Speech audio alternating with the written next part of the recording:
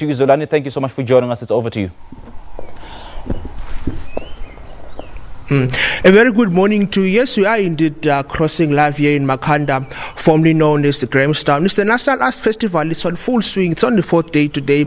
Large numbers of visitors are expected to converge to its numbers. Remember, Makhanda is the city that has been receiving a lot of negative publicity due to its water woes. But the organizers have managed to dig deep to make sure that the National Arts Festival lives up to its full potential. With me here, I have the CEO of the National Arts Festival, Mr. Tony Lancaster. Mr. Lancaster, first and foremost, thank you very much for joining us. Sure, good morning. It's a fourth day today. The festival is going very strong. Yeah. What can we expect today? So every day at the festival we stage around about 250 performances. So this morning and this afternoon going into the evening, our stages are going to be full.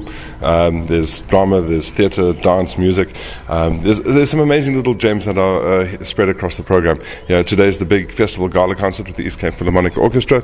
There's some great work from artists like Gemma Khan, who's doing a production called Cellist with Rabies, which has proven to be a big hit with our audiences. So the art just goes on and on. So whether it's jazz, film, theatre, dance, music, it's all happening on the stages here.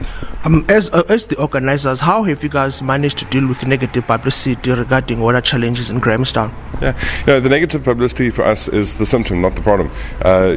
We knew about the water challenges before the publicity started, and for the last 8 months or so, we've been working very closely with the Makhanda municipality, with local and provincial government, to make sure that we've got a sort of standby plan in place. Touch wood, we haven't had to invoke that plan yet. The water is flowing in Makhanda, and life is continuing.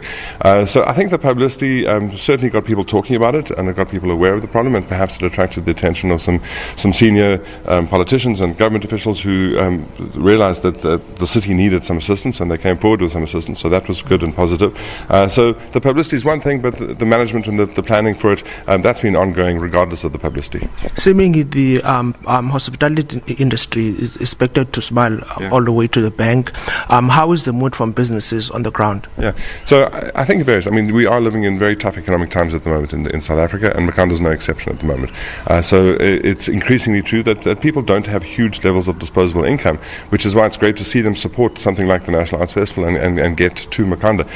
You're absolutely right. The biggest beneficiaries, apart from the artists and the audiences, is the tourism and hospitality sector. So we see the guest houses and the taverns and the bars and the restaurants. They scale up as much as they can during this period to capitalize on the influx of crowds into the city.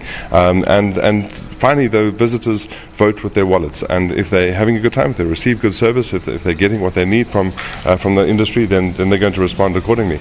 So the hospitality sector benefits. Probably the benefit to the province is around about 377 million rand a year, and to the city of Makhanda it's about 94 million rand.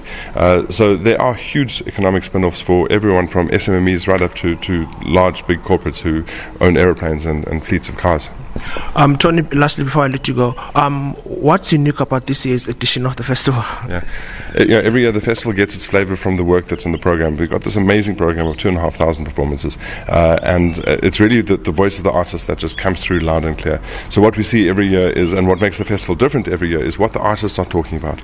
And at the moment this year, I think what we're seeing from the artists is a lot of anger, a lot of anxiety, and also a lot of reassurance as well. It's a really interesting time to be South African, as we both know, and the artists are holding up a mirror to our society and talking about the things that are close to the hearts of most South Africans, and that's what gives the festival the flavour. On top of that, there's a whole bunch of innovations. There's our Creative Aid Digital Arts Festival, for example, and there's a whole lot of really fascinating little initiatives that have sprung up all over town by entrepreneurial young artists who are taking their destiny in their own hands and creating performance moments and moments for audiences that are really just extraordinary, and we hope will ensure their longevity as artists as well.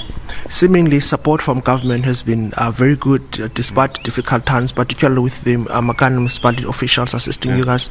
So at a high level, yes, absolutely. Our funding from the National Department of Arts and Culture and the Eastern Cape Province as well. I think that's a direct result of the economic benefits that they see in the province, and the fact that it is a job creator, and that it does stimulate the economy. On a local level, we work extremely closely with Makhanda municipality, from electricians and engineers and people who help us get the city ready for the festival every year, obviously right up to to mayoral level and so on. And that relationship is very important to us. This is our home. This is where our roots are. There's constant speculation. Are the festivals leaving Makhanda? It's going to some other city.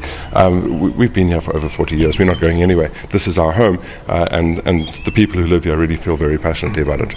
Tony, it's 11 days of amazing. Will you still plead with the visitors and locals to come in and to converge in large numbers? Yeah, absolutely. So we're on day 4, so we've got 7 days to go, another full week, and every day there's something new and exciting.